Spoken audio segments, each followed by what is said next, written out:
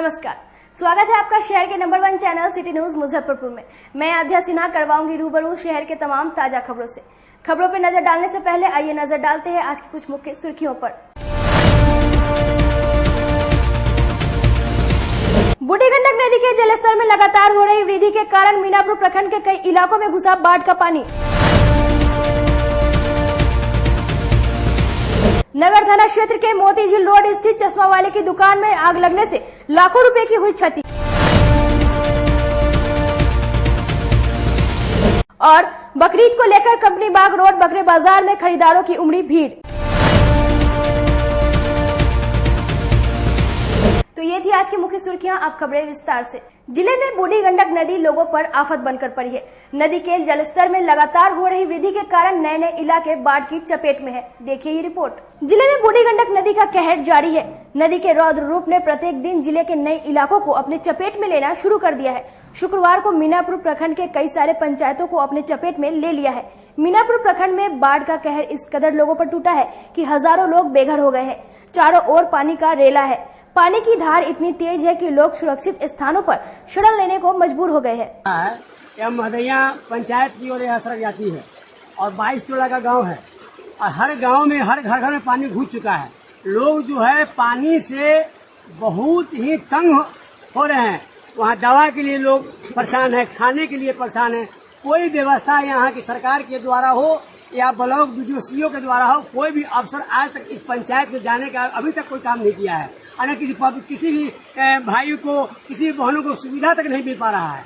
लोग इस रोड को देखना 4 किलो के सहारे जाता है और अपने कुछ पैसा जो रखे हुए हैं उसे लेकर कुछ खरीदता है, अपने बच्चों को, अपने परिवार को पालने का काम कर रहा है। हो सकता है कि जिस तरह का व्यवस्था है हो अकस्मात घटना भी घट सकता है, लेकिन यहाँ के बीडीओ को इस पर ध्यान नहीं है। अगर ध्यान कब आएगा? जब यहाँ से लाश 10-20 लाश दौड़कर भग जाएगा, जब मर जाएगा तब यहाँ व्यवस्था। एक नाव का व्यवस्था नहीं है। बहुत लग रहा था कि भाग जाएगा, पूरा पैर फिसल रहा था, लेकिन कैसे के आए हैं तो पैर में चोट भी लग गई है जी। और तार क्यों पकड़ रहे थे? तार उधर भासने के लिए पकड़ रहे थे। अंदर के गांव में? अंदर के गांव में तो पानी है ही है, हमारे तो घर में ही पानी है। बाकी बात जो है से मिला जुला के खराब चल रहा है स्थिति। क्यों आए हैं आप? सब्जी लाना है सर, बच्चे की तबीयत खराब है। राशन लाना है जी, हमारे 2 साल के बच्चे हैं, उसको मुंह में छला पड़ गया हुआ है। मोती झील स्थित चश्मा वाले दुकान में शॉर्ट सर्किट के कारण भीषण आग लग गई, जिसमें लाखों की संपत्ति जलकर राख हो गई। मौके पर फायर ब्रिगेड की टीम पहुंचकर आग पर काबू पा लिया। नगर थाना क्षेत्र के मोती झील रोड स्थित चश्मा वाले की दुकान में अचानक आग लग गई। देखते ही देखते आग तेजी से फैलने लगी। आग जिस वक्त लगी थी उस वक्त दुकान बंद था। स्थानीय लोगों की सूचना पर फायर ब्रिगेड की टीम मौके पर पहुंची और आग को बुझाने में जुट गई। घंटों की मशक्कत के बाद फायर ब्रिगेड की टीम आग पर काबू पा लिया, लेकिन दुकान में रखे 10 लाख रुपए की सामान जलकर राख हो चुकी थी।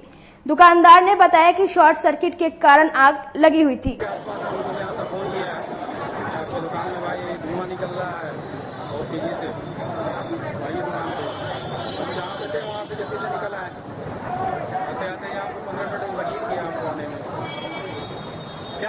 क्या नुकसान है? क्षति क्या होगा? क्या दुकान तो खत्म हुई हो चुका है, तो अभी क्या करना है समझ में नहीं आ रहा है कि कितने का क्या क्षति है, लगभग कितने का नुकसान हुआ? एक अंदाज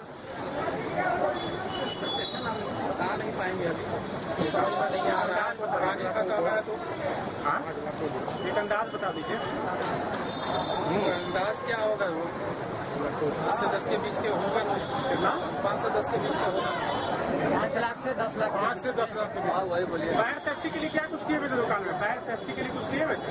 फायर सेफ्टी के लिए सारा तो जो वायरिंग हुआ था सब फायर प्रूफ वायरिंग का किया हुआ पहले सर था। फायर का एनओसी वगैरह लिए हुए थे? सब फायर का एनओसी वगैरह लिए हुए थे? नहीं, फायर का एनओसी मतलब। फायर ब्रिगेड के कर्मचारी ने बताया कि दुकान में आग तेजी से फैल रही थी। घंटों मशक्कत के बाद आग पर काबू पा लिया गया है। फायर ब्रिगेड और आगे अपना काम कर रहा है। यहाँ के लोकल लोग बहुत काम किए हैं, उसको बचाया गया है। स्थानीय लोगों का बहुत महत्वपूर्ण योगदान रहा है। फायर ब्रिगेड मदद कर रही है, लाइन काट दिया गया है। ये स्थिति क्या है अभी तक? देख रहे हैं कंट्रोल में है, कंट्रोल में है। क्या दुकान में लगी थी यार? अभी तक एक दुकान समझ में आ रहा है, दुकान 2 से निकल रहा था, लेकिन स्पष्ट नहीं है। लगता है एक दुकान में लगा है। जिले में बाढ़ प्रभावित क्षेत्रों के निरीक्षण के लिए पहुंचे जाप सुप्रीमो पप्पू यादव ने सरकार पर सीधा हमला करते हुए कहा कि सत्ता को कोरोना वायरस है तो विपक्ष खेल रही है ट्वीट। जन अधिकार पार्टी के सुप्रीमो पूर्व सांसद राजेश रंजन उर्फ पप्पू यादव उत्तर बिहार की आर्थिक राजधानी मुजफ्फरपुर में बाढ़ और जल जमाव का जायजा लेने एक बार फिर निकले। इस बार वह बेला औद्योगिक इलाके में पहुंचे। पूरे बियाडा क्षेत्र में लगे जल जमाव को देखते ही उन्होंने नाराजगी जताते हुए बिहार सरकार को आड़े हाथों लेते हुए कहा कि सत्ता पक्ष को कोरोना वायरस लग गया है, वहीं विपक्ष ट्वीट खेलने में मस्त है। जनता कोरोना और बाढ़ से पीड़ित है पर कोई देखने वाला नहीं है। जिस शहर का विधायक नगर विकास मंत्री हो उसकी ऐसी हालत ही व्यवस्था की पोल खोल रही है।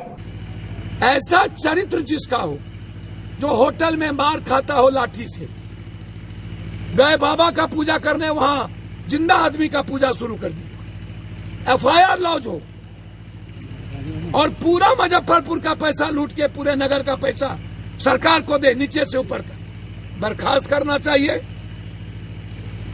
6 महीना से साल भर के अंदर बिहार का हर नगर निगम महानगर पालिका छोटी, यदि दुनिया में सबसे खूबसूरत मुजफ्फरपुर ना हो तो मैं आजीवन राजनीति से संन्यास ले लूंगा।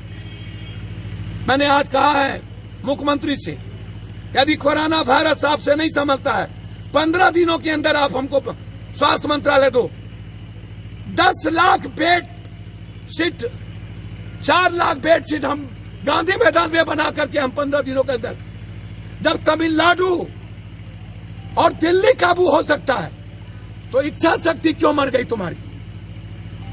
कब तक लूटोगे 8,400 करोड़ कोरोना वायरस में? उसी तरह मैं नगर निगम के बारे में साफ शब्दों में कह सकता हूं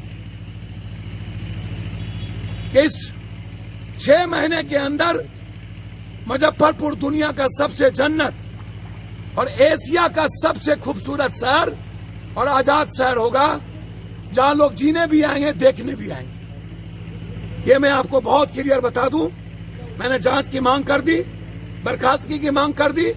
30 सालों के अंदर नगर निगम की पूरी ऑडिट, पूरा जांच, मंत्रालयों की संपत्ति की जांच, और ये पैसा कहां जा रहा है, और एक भी लोग टैक्स जमा नहीं करे, क्योंकि लोगों की जिंदगी हराम कर दिया है।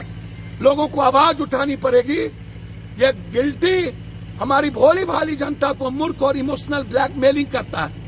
ये पॉलिटिशियन और सिस्टम ब्लैकमेलर है, और ये बाढ़ और पानी पता नहीं क्या काट लेगा कब।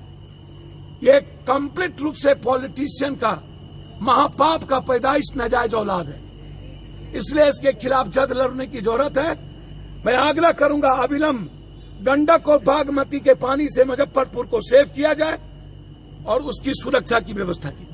कांटी प्रखंड के मुस्तफापुर गांव के बाढ़ पीड़ित प्रशासनिक मदद नहीं मिलने से बेहद नाराज है। बूढ़ी गंडक में आए उफान के चलते मुजफ्फरपुर शहर के निचले इलाके में अभी बाढ़ से स्थिति गंभीर बनी हुई है।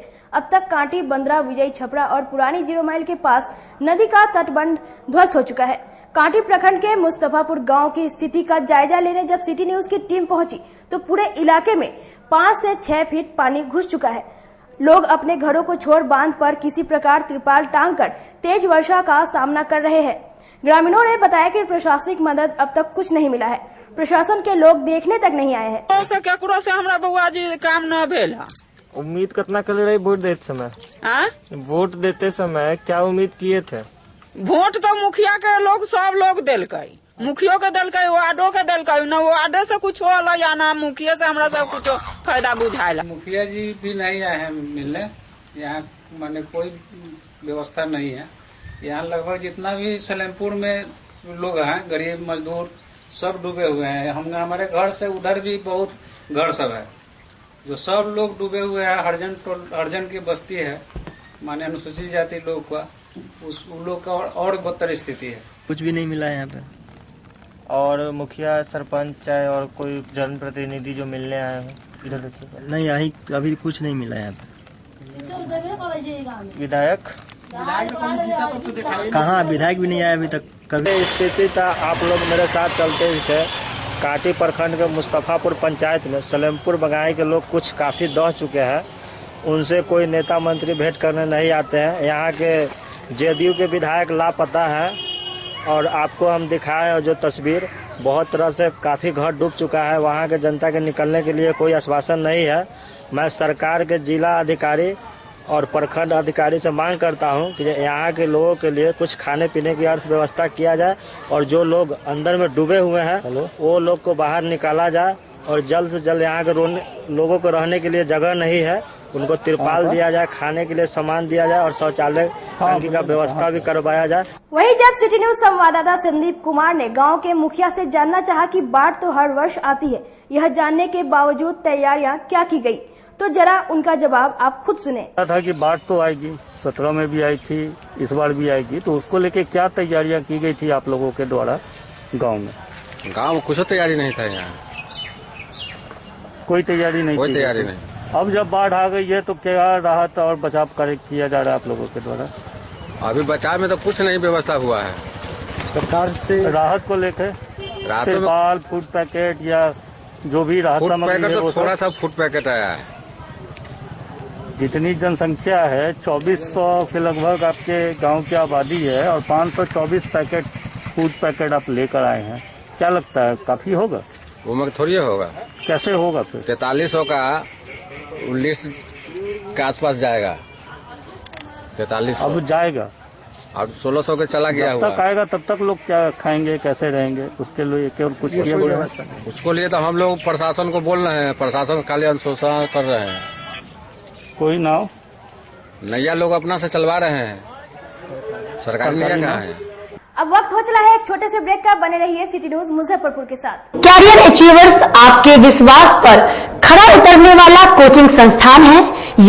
हमारे यहाँ मेडिकल, IIT, JEE तथा फाउंडेशन की तैयारी भी कराई जाती है। इसके अलावे exclusive batch JEE mains, advance की भी क्लासेस चलाई जाते हैं। छात्र छात्राओं को 100% स्कॉलरशिप की भी व्यवस्था है। यहाँ से कितने छात्र छात्राएं सफलता की सीढ़ी चढ़ चुके हैं। Classes taken by top mentors, तो हमारे यहाँ अवश्य पधारें। तो हमारा पता याद रखें, हमारा पता है career achievers, Mithanpura, near North Point School, और हमारा कॉन्टेक्ट नंबर है 8002479735, या फिर आप हमें कांटेक्ट कर सकते हैं 8877430251 पर। सबसे बड़ी बात तो ये है कि हम चाहते हैं कि हमारे इस मिशन में हमारे बच्चे गंगा पार करके उस पार नहीं जा पाए। यही नहीं, मिशन तो तब सक्सेसफुल होगा जब गंगा पार के बच्चे यहाँ एडमिशन लेने के लिए मार करेंगे। इसी आशा के साथ इंस्टीट्यूट तो हम लोग चला रहे हैं, अपने बच्चों को खुश करने की कोशिश कर रहे हैं। बच्चों को मैंने यही कहा है, तुम अपना समय दो, मैं तुम्हें आसमान की बुलंदियों पर पहुंचा दूंगा। मुजफ्फरपुर की शान और अपने कलाकृतियों से बॉलीवुड के स्टारों में अपनी पहचान बना चुका बाबा की दुकान लहठी भंडार पिछले 50 वर्षों से आपके पसंद का ख्याल रखती है। यहाँ से लाह की बहुरानी सेट बॉलीवुड की स्टार ऐश्वर्या राय ने अपनी शादी में पहनी थी। यहाँ से राजनीतिक गलियारों के नामचीन चेहरों की दुल्हन भी सजी थी। हमारे यहाँ शादी सेट, बहुरानी सेट, जयमाला सेट, लाह के फैंसी आइटम कुशल कारीगरों द्वारा निर्मित कराई जाती है। इसके अलावा चूड़ा सेट, कंप्यूटर चूड़ा, कुंदन चूड़ा, वाटरप्रूफ चूड़ा, चुंदरी 3 बुंदिया, बंग बंगरी, हिंगलू, पाक चूड़ा, जंगली चूड़ा का भी निर्माण अपनी कारीगरों द्वारा कराती है। यही नहीं, लाह से बनी कान का टॉप्स, रिंग, नथ, गला का हार, मांग टीका, पेन स्टैंड, हाथी, बिछिया, ग्लास, करा भी बनाती है। तो एक बार हमारे यहाँ अवश्य पधारे। बाबा की दुकान लहठी भंडार, इस्लामपुर, मुजफ्फरपुर। हमारा कांटेक्ट नंबर है 9308620444। 40-50 साल से जो हमारी दुकान है, ये बाबा की दुकान लहठी भंडार, समझे ना, पुश्तैनी हम लोग का काम ही है। और हमारे यहाँ जो है जितने भी है, जैसे कि ऐश्वर्या राय के यहाँ लहठी गया, हमारा सचिन के यहाँ गया है, और आपके जो है तेज प्रताप सिंह, अभी लालू प्रसाद के लड़के की शादी हुई है, उसमें भी लहठी भेजा गया था।